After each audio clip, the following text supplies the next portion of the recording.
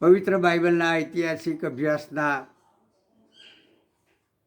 જિજ્ઞાસુ ભાઈઓ અને બહેનો, પ્રભુનો જય જયકાર, આપ સૌનો આવકાર. ગયા ગુરુવારે આપણે ધર્મપિતૃ સંત જેરોમે ઈસવીસન 440માં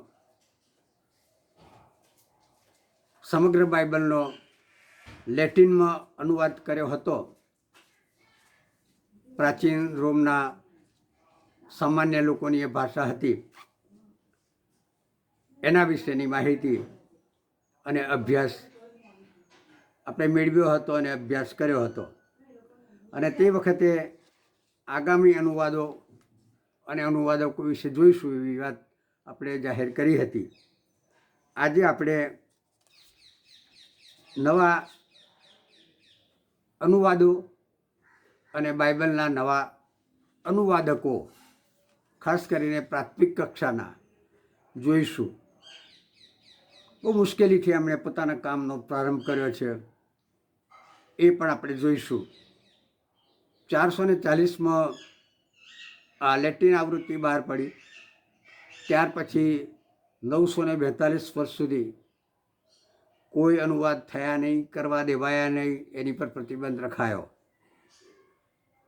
અને 1382માં એક સ્કોલરે બાઇબલના નવા કરારના ભાષાંતરનું બીડું ઝડપ્યું.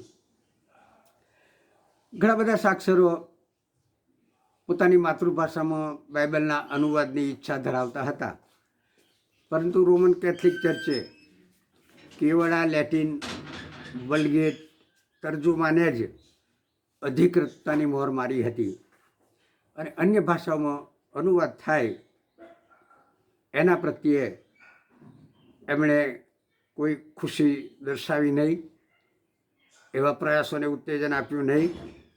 અને સામાન્ય સંજોગોમાં આવા કામ પ્રત્યે, અનુવાદ પ્રત્યે મનાઈ ફરમાવવામાં આવી હતી.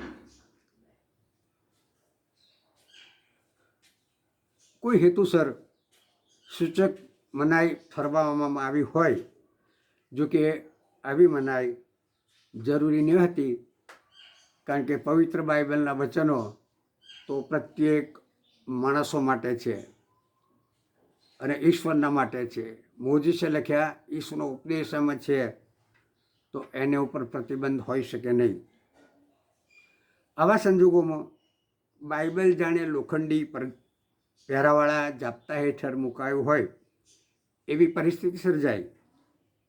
તેનું ઝાઝું પ્રસારણ થયું નહીં અને બાઇબલ જાણે લેટિન ભાષા જાણનારા લોકો પૂરતું મર્યાદિત રહ્યું હોય એવું થયું.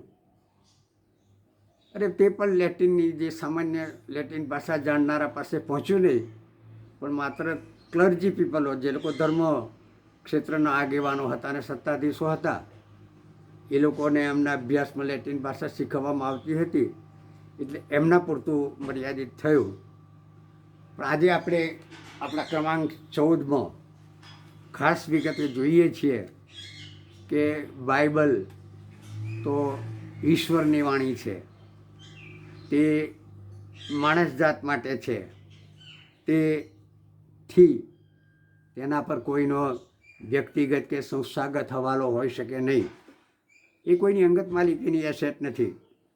એને કોઈ વ્યક્તિ અગર સંસ્થા પોતાના અધિકાર ક્ષેત્રમાં રાખીને એની પર અધિકૃતતા ધરાવી શકે નહીં, એના પર કોઈનો કોપીરાઇટ પણ હોઈ શકે નહીં. એ મારું પોતાનું પર્સનલ મંતવ્ય છે.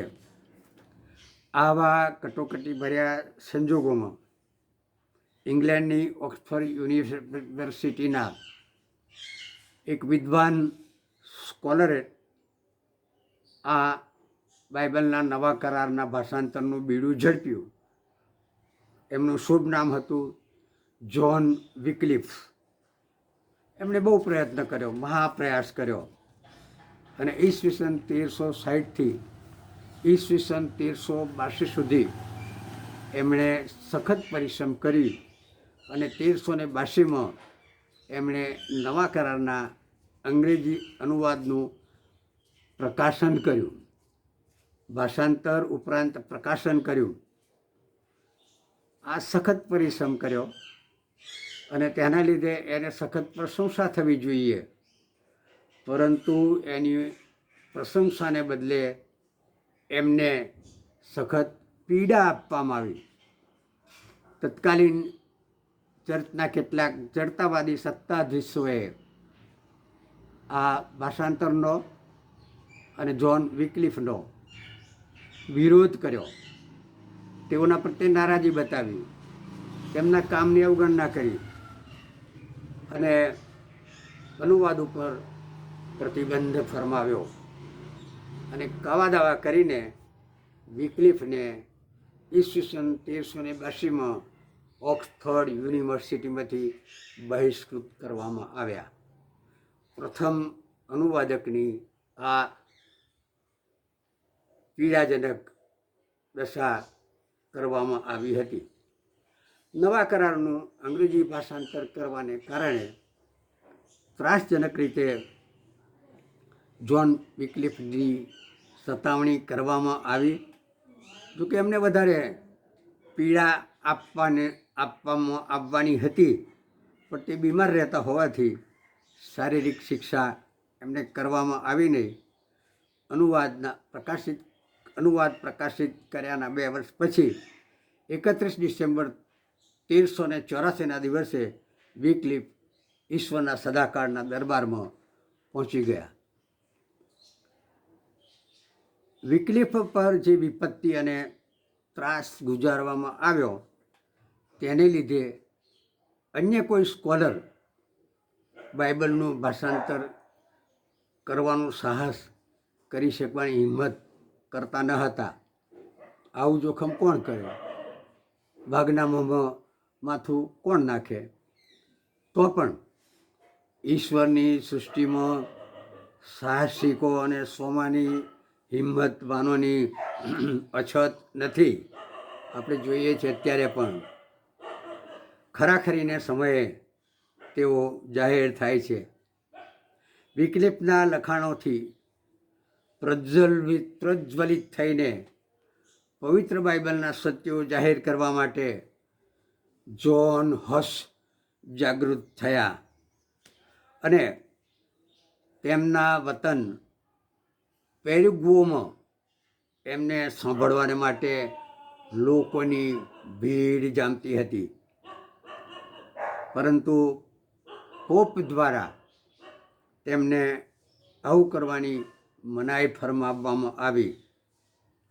છતાં જ્હોન હસે તો કહ્યું કે હું બાઇબલના સત્યો પ્રગટ કરવાનો જ છું. પછી ભલે મને મારવામાં આવે કે આગમાં સળગાવી દેવામાં આવે. તેમના પર વિકલિફના પંથના હોવાનું દોષારોપણ કરવામાં આવ્યું અને તેમને પીડાજનક શિક્ષા જાહેર કરવામાં આવી. કેવી શિક્ષા? ભાઈ બહેનો, કરુણાજનક શિક્ષા. કઈ શિક્ષા? ઈસવીસન 1415ના જુલાઈ માસની 6ઠી તારીખે તેમને થાંભલા સાથે બાંધવામાં આવ્યા. જ્હોન હસને એમના શરીર પર તેલ અને ડામર ચોપડવામાં આવ્યા અને એની ઉપર આગ ચાંપવામાં આવી. થોડી વારમાં ધુમાડો અને ભડકાની જ્વાળા તેમની આજુબાજુ લપેટાઈ ગઈ અને તેઓ શહીદ થઈ ગયા. પ્રથમ અનુવાદકની આ પરિસ્થિતિ વિશે આપણે જોયું. અત્યારે આટલું જ. હવે પછી આપણે અંગ્રેજીમાં જેમણે પ્રથમ અનુવાદ કર્યો, વિલિયમ ટિન્ડેલ, અને he is called the father of English Bible. એમને અંગ્રેજી બાઇબલના જનક કહેવામાં આવે છે. એમના વિશે આવતા ગુરુવારે જોઈશું. અને ત્યાં સુધી આપણે પ્રતીક્ષામાં રહીશું. આપ સૌનો આભાર.